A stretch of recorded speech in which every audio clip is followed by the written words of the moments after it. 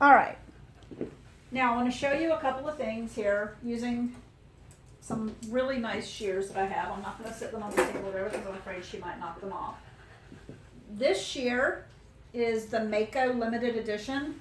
There's only about 50 of these left, so if you see this and want them and he doesn't have them, I apologize, but there's only about 50 left at the time of this taping. But what they are is they're a flipper thinner. So if nothing else, keep that in mind. They are a flipper blender. I always use the word thinner, but these are blending shears. They're designed to blend hair. The nice thing about a blender is that you can put it with the blade up. If they're a flipper, you can put it with the blade up and act as a comb to help you blend down in that direction. Or if you need to use the comb this direction, you can do it this way. They are versatile. They can be turned whichever way you need them to go in order to blend in. Now we talked about how we wanted to take the shoulder tight, literally right through there, and then blend down into the leg.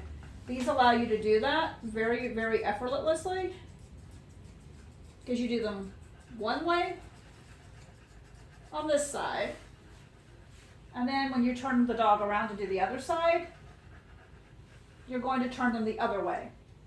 That's the versatility of having a flipper thinner or blender.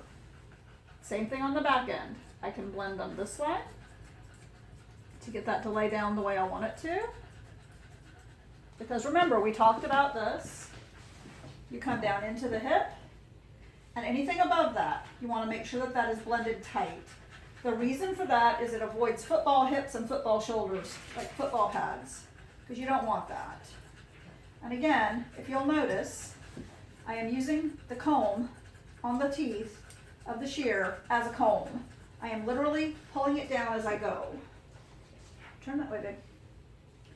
Up here through the hip, you want to tighten that a little bit. Even on pets, I like to give them a little style. It's what separates a flashy groom from a regular boring groom. When I want the hair to go this way, I pull the teeth that way. If I need the hair to go this way, I can turn these around and go this way. I don't have to grab another pair of shears that's made the opposite direction. Now, I know, baby girl. I have not carded her yet, but right through here, when you want to blend that line in, again, I'm using my teeth to pull the hair the way I want it to blend. And effortlessly, just boom, there you go. That's done. There's no more blending. It looks like it grew that way, and there's nothing left to do. You can do the same thing with the Munchkin thinners when you want a little more detail work, because right through here I like to set a little definition.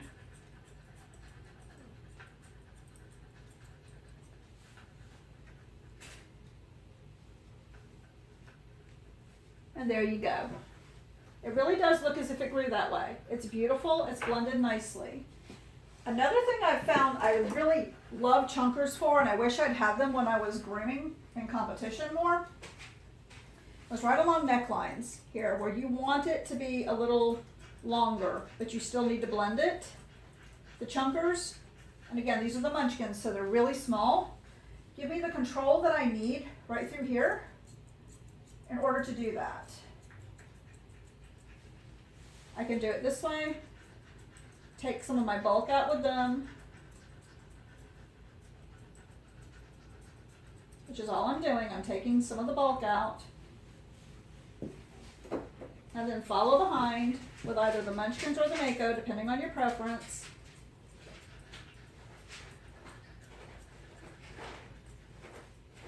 And boom.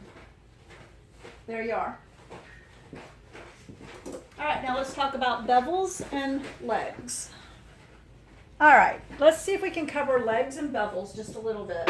Again, she's not a show dog, but we still want her to look like a Cocker Spaniel when we're done.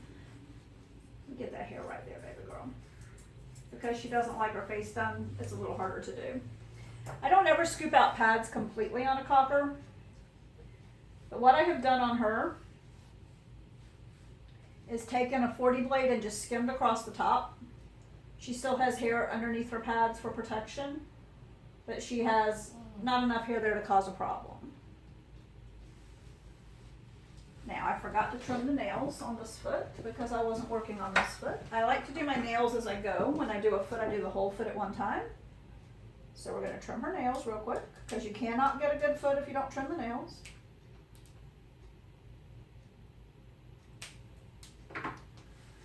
Now, my comb is important for this part. I always comb my feet down, but I comb my legs up. And I'm going to start off with blending the body down into the legs, which again, I'm going to use my longer thinners to do. Blenders, whatever you'd like to call them. Just to dissolve that line and make it disappear right through there and on the front of her chest as well. Because these are a longer shear, they do a larger part of the leg, and it just makes life easier. Now, around the bottom, I'm using straights. You can use curves if you'd like. And I start my bevel off while I'm on the table. Then I scissor my leg the way I want it to go, to the point I want it to go at. Be still, Josie. Be still. If she had enough hair through here, we'd have column legs, but she doesn't. So we're just going to make it work as best we can with what we have. You can use a snap-on comb to set these lines on her legs if you wish, but with her I don't see the point. I don't want to take off a whole lot of hair. But first thing I do with her feet flat on the table is bulk off quite a bit of hair, because she has quite a bit of hair. Then I pick up my foot, bulk off some of that too real quick. I'm not real worried about the shape at this point because I'm going to fix that in a minute. There we go, we got that mat. But I do bevels with the foot turned up. I'm going to trim the inside of this leg really quick. Just take off the fuzzies and shape it the direction, basic shape that I want it, which is column-like. Again, you could use a snap-on to set length if you need to, or if you're in a rush. She's mine, I'm not really concerned about it. I have all the time in the world today because it's a Monday and I'm closed. When I do my bevels, and this is hard to show you, let's see, how can we do this? Let's turn you this way. Turn this way, babe. Come on, help me out here. Just like that. I've already done this foot, so it would be easier to show you what I'm doing. Anyhow, take it and comb it down. You comb it down. Then I pull my hair down. And then I scissor anything that falls lower than the foot. I scissor it off. If it falls below the pad line, I scissor it flush. Comb again. I don't think you can ever comb a copper bevel enough. Again, pull the hair.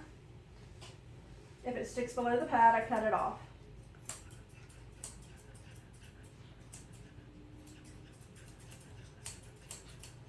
Then I lay the foot back down on the table.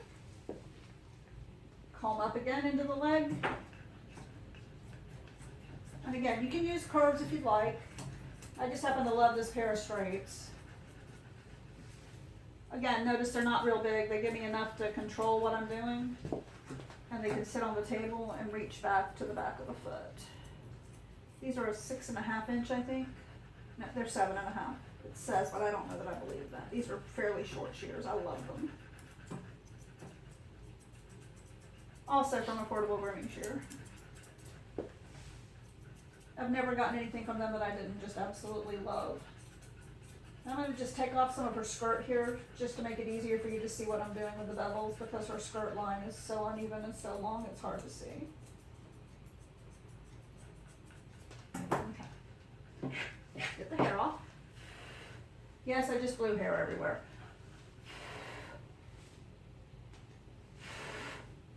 Alright.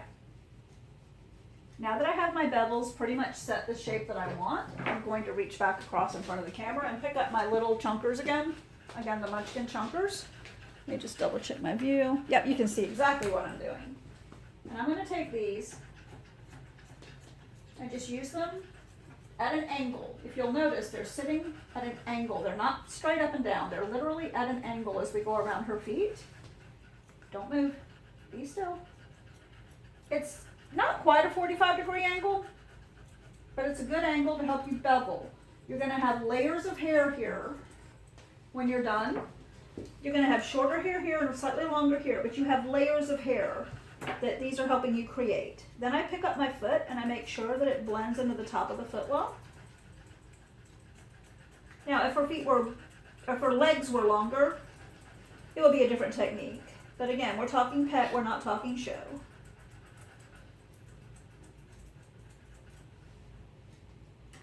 And that's actually a really pretty foot. These are perfect for feet because they're the right size for feet. They give you control that you wouldn't have with a larger pair. And I do have curved chunkers. And I have straight chunkers that are longer, but these are the ones that I reach for the most on my little bitties. Even on a bigger dog like a cocker, I reach for them all the time. Sorry, baby. I pinched her. She's not bleeding. She's fine. She's had one litter of puppies, but she's very saggy. Like maybe she'd had several, but she's only ever had one litter. I have her daughter, who I will be using for another demo later. And again, I like my chunkers through here because they bulk off more than a blender will. Chunkers are great at texturizing and bulking. So I end up with a pretty nice shape overall. Now back bevels are done differently than front bevels. Turn that way.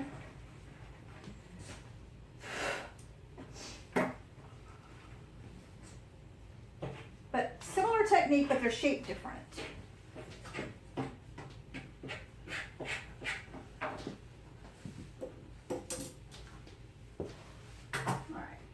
Going to pick up the foot, and you can see there's all this hair here. It's all fixing to disappear.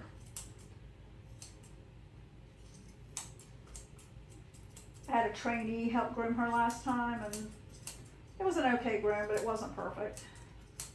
And I again forgot to trim the toenails on this foot, but there's my trimmers. I just felt them catch on my shear, and I'm like, oh, that doesn't work. So, on the back here, on the hock area, even on a pet, I like some angulation. So I like it nice and high here. I want it off the floor. And then I'll round it off similarly to what I did to the front. Again, they're slightly different shape. The legs are slightly different shape, just by nature of them being a back leg. They're shaped differently. They have different angles.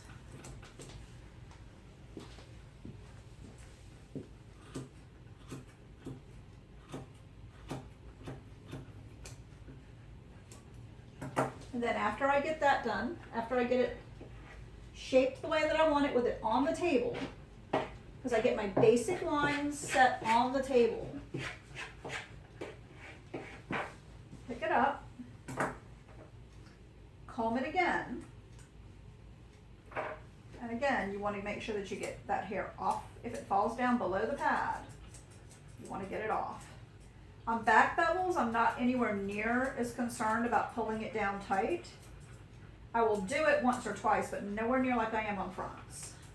Just because the foot is shaped differently. The way it sits on the table is different. So there we go. And again, we want it off the table, off the floor, off the table, right through there.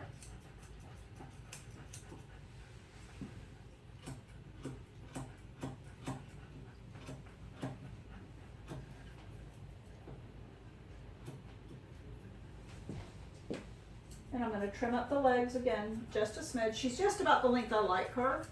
We shaved her down last time after the training worked on her because it was just the time to do that. And with her, I can't really set an underline the way I'd like to. Normally I would sculpt an underline. With her, because she is so saggy, I cannot do that. Okay, she's kind of tubby. This is my baby girl, and she's kind of chubby. Let's see, this is kind of chubby. This loves her mama. Yes, it does. She thinks she's going to get off this table in a minute, and she's right, she is.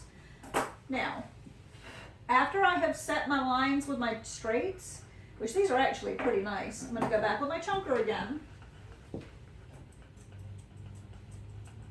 and bulk off a little more and just get a really nice natural look to that foot. Again, I would like it if they were columns and they came straight down to the toe, but they don't. So we just comb up as much as we can, leave as much fill as we can, and get a nice pretty shape. And actually I'm pretty happy with the way that foot looks.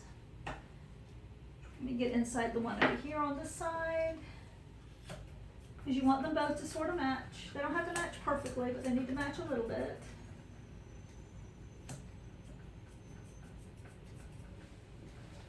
And I'm going to step in front of the camera again. Whoa, don't step backwards, babe. Don't step backwards. And again, make sure you comb it all the way out. Take your scissors. Make sure it's all the way around the foot that you've gotten it off. If it falls below the foot, it needs to come off.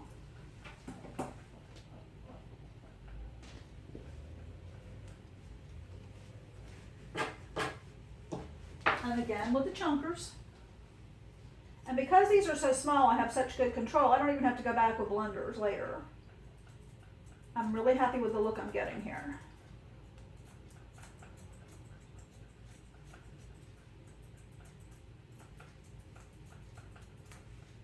And there you have it. There's your rear shot. Baby girl, you're just like your partner. My dogs can sometimes mat up on the grooming table. Because I move them so much, I can actually cause matting. It happens. We get it out. That's all that matters. Now, one more thing before I go, and that's a tail. I don't like to shave a tail bald, and her tail's a little on the short side. But chunkers allow it to look like it grew that way. Again, that's the key with the Cocker Spaniel, is getting it to look as if she grew this way. So I'm going to take it, chunker around it, make sure that right through here is tight.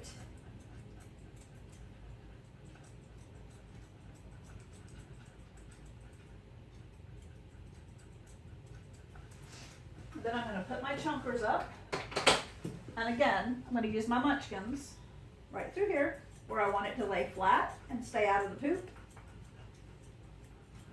I want that to lay flat and lay nice and tight. She may not be showing, but she can still look like a Cocker Spaniel is supposed to look. And the haircut is the same whether you're talking about a pet cocker or a show cocker. The haircut is the same. The difference is length. It's the only difference between a pet cocker and a show cocker is length.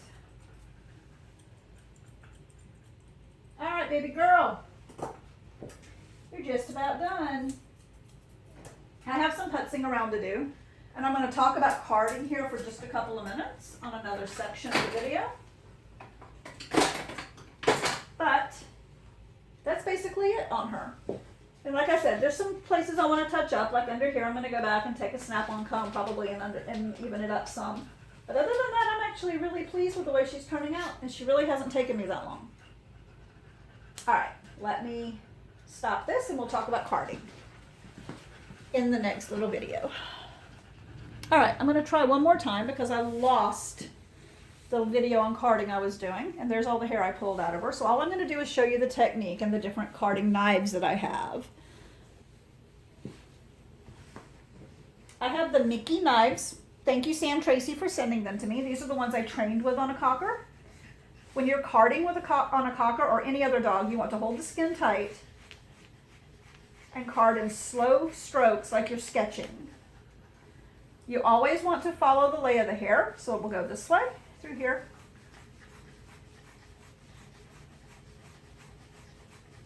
It also helps remove any clipper lines that are there that you didn't get rid of with your blenders.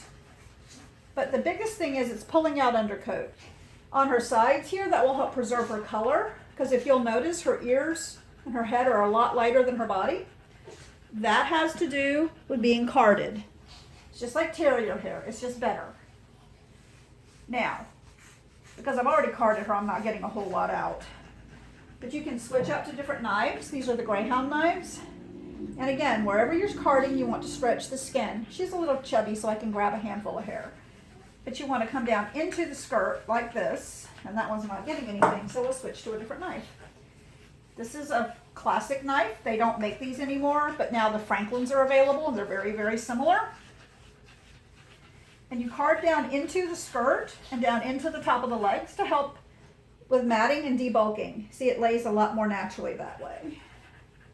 And as I was just showing you, and my camera didn't get it, on the top of her head, where the crown is, I also go back with my extra fine Greyhound and I comb through the crown to just help pull out any really long hair or any fuzzies that make it not lay flat. Because you want the crown to lay flat, but you also want it to have some shape. So you don't want to take out too much of the bulk, but you need to take out some. Carding knives also help you blend your lines. They help erase clipper lines. And learning how to card is actually a really good way of de-shedding. Not just cockers, but things like Labrador retrievers, golden retrievers, anything flat-coated, chihuahuas. These carding knives are fabulous for that. It's the same technique I'm showing you here on her back. Hi, Josie. You simply stretch, card, and be amazed by how much hair comes out.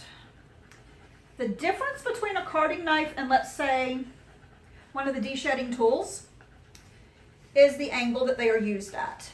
De-shedding tools, many of them are straight up and down, and they can damage the hair like curling ribbon.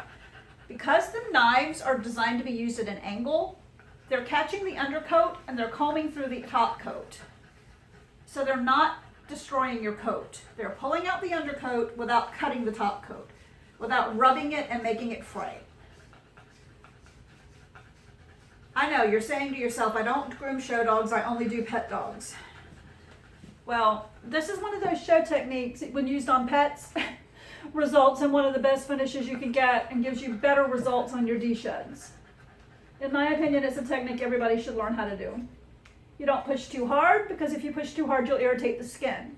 But trust me, you'll know the feel. When you start moving your hands, you can feel the undercoat coming.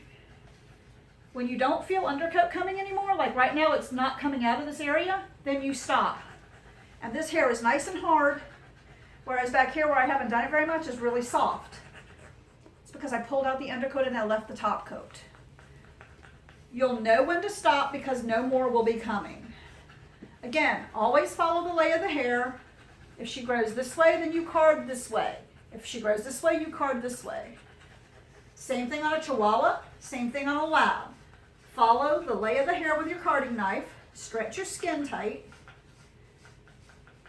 You know how on some Cocker Spaniel backs, even if you do them really short, you end up with clipper lines. If you card before you clipper, you can avoid a lot of those because you'll pull out the undercoat, because that's usually what's matting. But you can also card afterwards, and it will help remove all of those lines that you hate to see in your finished product. I'm not going to spend too much time on this because it's just not what I set out to do today, but I had to do it on her, so I figured I'd show you. All right, baby girl, you ready? Y'all done? Say I'm done, Mama. There you go. I love this dog. She's just been awesome to work on, and she's been a great little model for us today. Very cooperative.